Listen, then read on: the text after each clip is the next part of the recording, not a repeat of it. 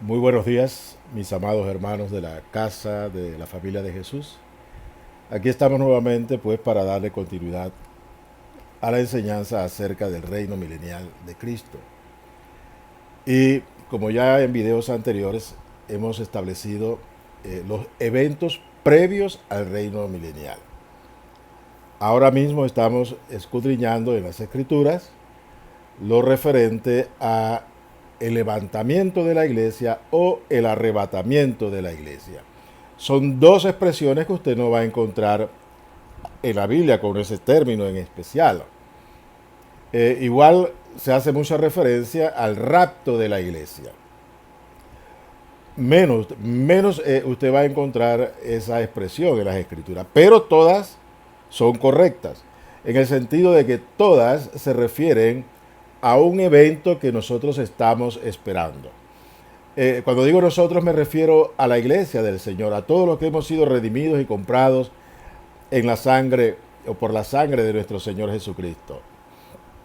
En medio de nuestras vidas estamos nosotros edificándonos y preparándonos para ese momento del arrebatamiento, porque es en ese momento en que Dios nos dice a nosotros, los que estamos esperando en Cristo, o hasta aquí llegó. Aquí cerramos la puerta de la salvación para los gentiles, para los no judíos, y Dios levanta a la iglesia a los cielos para ponerla en un lugar, en el lugar que Él ha establecido en su casa. Él llama esto su granero, para que nosotros, el trigo de Dios, seamos resguardados de todas las cosas que vendrán sobre la humanidad. Dios ha decretado en su plan divino, porque Dios tiene un plan. A Dios ninguna cosa le toma por sorpresa. Él lo tiene todo establecido en cuanto a lo que Él hará con sus redimidos. Y también lo que hará con aquellos que han sido rebeldes a su palabra, rebeldes a su llamado, rebeldes al Evangelio. Porque el Evangelio es salvación de Dios, es poder de Dios para salvación. Pero muchos hombres rechazan el mensaje de Dios, no el mensaje de los hombres, porque el Evangelio es mensaje de Dios. Entonces, todos aquellos que rechazan se están condenando a sí mismos y están atrayendo sobre sí ira, la ira de Dios, el juicio de Dios. Pero nosotros, los que hemos sido redimidos en la sangre de nuestro Señor Jesucristo, no estamos puestos para ira. No, nosotros no estamos puestos para juicio, porque ya el juicio de Dios en nosotros se cumplió. En el momento en que Cristo murió en la cruz del Calvario, Dios estaba derramando juicio sobre el pecado en el cuerpo de su Hijo amado. Por eso es que Cristo, siendo Hijo de Dios, se hizo hombre para revestirse de pecado, porque Cristo se revistió de pecado, carne de pecado, para matar el pecado en su carne. Siendo así, el juicio ya fue establecido y consumado. Cuando Jesús en la cruz dijo, Padre, consumado es, Él está diciendo y expresando en unidad con el Padre que el juicio se había cumplido en Él, porque Él moría a causa del pecado. Él, que era sin pecado, experimentó la muerte para saldar la deuda que teníamos nosotros con Dios, porque Dios establece en su justicia que la paga del pecado es muerte. Así es que el pecado tenía que cobrar el precio, o pagar el precio, más que cobrar, pagar el precio por su pecado, por el pecado. Por eso es que Dios en su justicia establece de que el Cordero perfecto tiene que morir en nuestro lugar. Cuando el Cordero muere y nosotros por la fe creemos en Él y lo aceptamos, lo recibimos, nos unimos a Él, entonces nosotros ya, o en nosotros ya, se cumplió el juicio de Dios. Sobre nosotros no hay juicio. Sobre nuestras vidas no se va a derramar la ira de Dios. Pero hasta que seamos levantados a los cielos para ser sacados del mundo, porque el mundo va a recibir la ira de Dios, El mundo va a recibir el juicio de Dios, las naciones recibirán el juicio de Dios, pues nosotros estaremos en los cielos. Entonces, ese momento o ese evento está próximo a ocurrir. El momento solamente lo sabe Dios. Ningún hombre tiene esta revelación. El día ni la hora solamente el Padre lo sabe y Él no lo va a revelar. Hasta allá nosotros tenemos que prepararnos y estar preparados para ser tomados como dignos de escapar de las cosas que vendrán. Entonces, yo le doy gracias a Dios por esta pandemia. ¿Por qué le doy gracias a Dios por esta pandemia? Porque la pandemia y las otras que vendrán, porque vendrán otras más y mucho más difíciles, más fuertes, en este tiempo Dios ha utilizado esta situación para Él hacer su obra en nosotros, la iglesia. Mire, nosotros ahora estamos encerrados en casa, con nuestras familias. Y a Dios no se le escapa esto. Eso estaba dentro de sus propósitos. Porque nosotros estábamos distraídos en muchas cosas. Ahora tenemos la oportunidad de meternos con Dios, tener comunión con Él, entrar en intimidad con Él, ir siendo edificados por el Espíritu y por la palabra. Ahora, cada uno de nosotros tenemos la oportunidad de ser edificados por el Espíritu y su palabra, en la quietud de nuestras casas, en la quietud de nuestros corazones. Por eso debemos ocupar bien el tiempo, orando sin cesar, meditando en su palabra. Como dice el Salmo 1, bienaventurado el varón que medita en su palabra de noche y de día.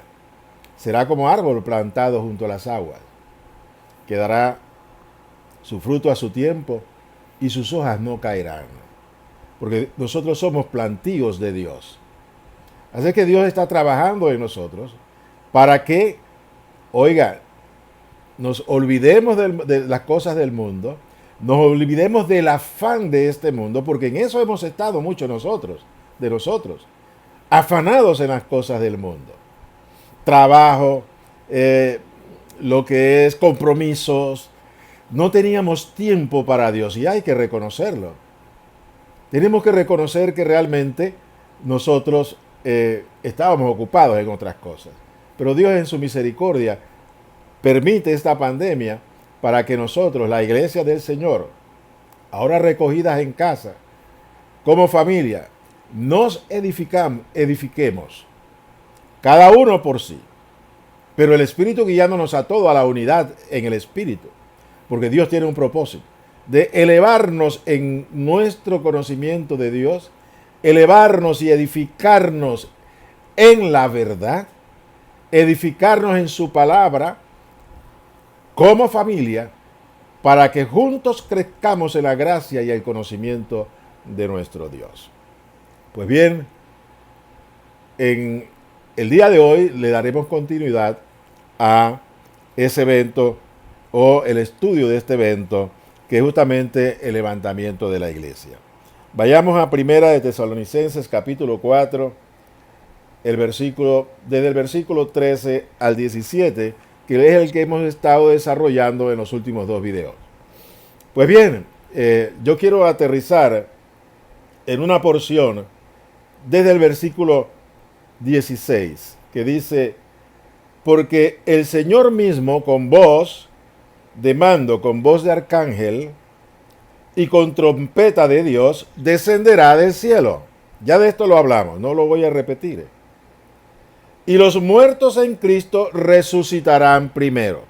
También ya sobre esto puntualizamos. El 17 dice: luego nosotros, los que vivimos, o sea, usted y yo que estamos vivos, si el Señor llegase en este momento y dejase oír su voz para que nosotros fuésemos levantados o arrebatados a los cielos, dice la Escritura que primero son los muertos en Cristo. No todos los muertos, sino los que mueren en Cristo Jesús. Los que tienen una relación mediante la fe con Dios por medio de Jesucristo. Esos son los muertos en Cristo. aquellos que son nuevas criaturas por la fe, que han recibido la vida de Dios, que se arrepintieron de sus pecados en sus momentos y fueron transformados por el poder del Espíritu Santo y la palabra de Dios en, pues, esas nuevas criaturas que somos como hijos de Dios.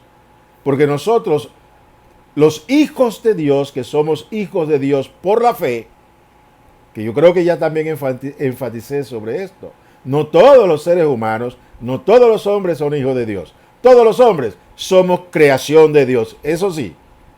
Pero hijos de Dios lo somos aquellos que hemos sido adoptados hijos de Dios por un decreto divino. Como lo dice Primera de Juan, Juan capítulo 1, versículo 12. A los que creyeron en su nombre, a los que le recibieron, Dios les dio la potestad de ser hechos hijos de Dios. O sea que los hijos de Dios es por decreto divino, es una potestad de Dios, porque Él es el Dios todopoderoso, Él es el regente del universo y de toda la creación. Todos nosotros estábamos muertos en delitos y pecados, todos, no quedó uno solo, desde Adán hasta el último hombre que nazca sobre la tierra, todos estamos bajo el pecado, todos muertos en delitos y pecados. No hay bueno uno solo, ninguno, solamente Dios. Entonces, de estos todos, Dios escogió a aquellos que Él separaba y separaría para la gloria de su nombre, para que fuésemos hechos conforme a la imagen de su Hijo Jesucristo, conforme dice Romanos 8:28 en adelante. Pues bien, entonces acá dice, luego nosotros los que vivimos, los que estamos en esta vida, tenemos vida natural, no hemos muerto, no hemos experimentado la muerte. Nosotros los que vivimos, dice, seremos arrebatados juntamente con ellos en las nubes para recibir al Señor en el aire. Esto es sumamente importante, mis amados hermanos, porque esto hace diferencia en lo que es la venida del Señor por los suyos para levantarnos y estar con Él, con lo que es la venida de Él a reinar sobre la tierra. Son dos eventos diferentes. En este es para el arrebatamiento. En este evento, que es el que estamos estudiando en este tiempo, se refiere a la reunión de los amados de Dios con el Señor Jesucristo en las nubes, en los cielos físicos, ¿no? Que están acá.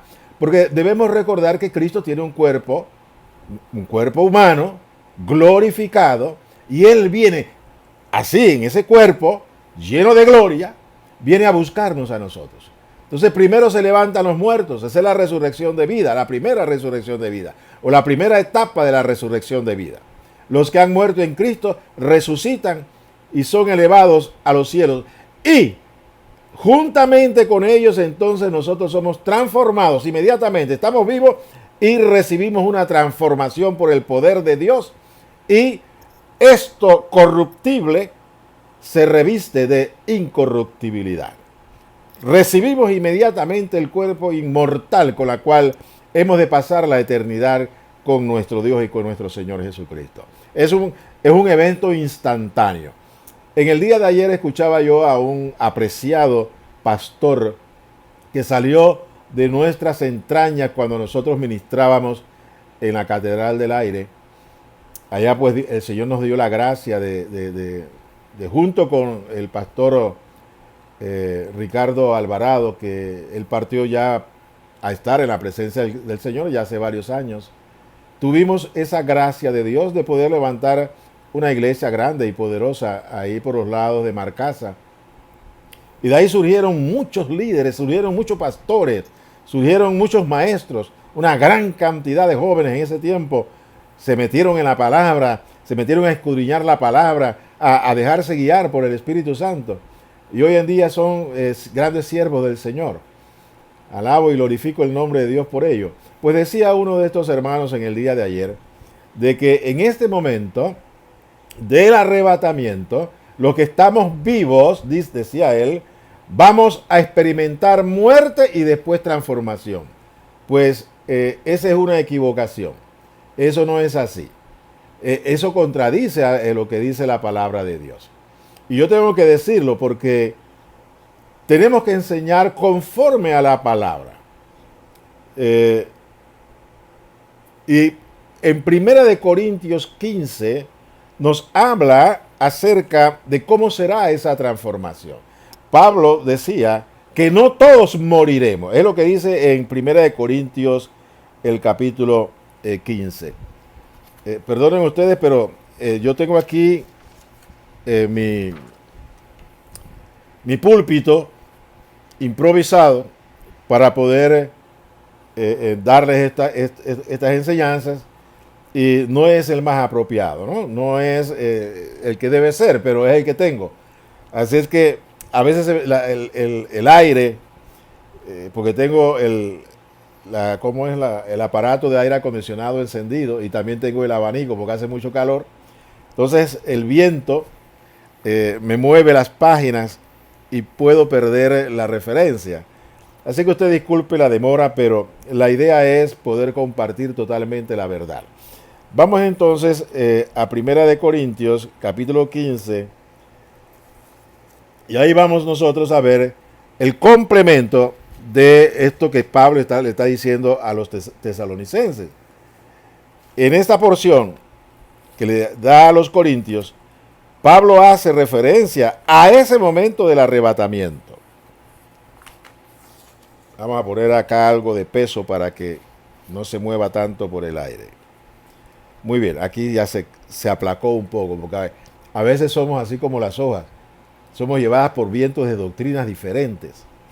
Y nos movemos para allá, nos movemos para acá, y no tenemos la firmeza de la doctrina que viene de Dios. Entonces nosotros debemos estar realmente pendiente a lo que Dios dice, no a lo que nosotros creemos. Porque la interpretación de las Escrituras es por el Espíritu de Dios. No es de interpretación humana, tiene que ser por el Espíritu de Dios. Así que nosotros lo que tenemos que pedirle al Señor es que nos ayude por su Espíritu a estar sintonizados con lo que el Espíritu Santo nos quiere enseñar. Porque el Espíritu Santo es nuestro Maestro. Él es nuestra guía por medio o a través de la palabra de Dios, para que de ella extraigamos toda la verdad.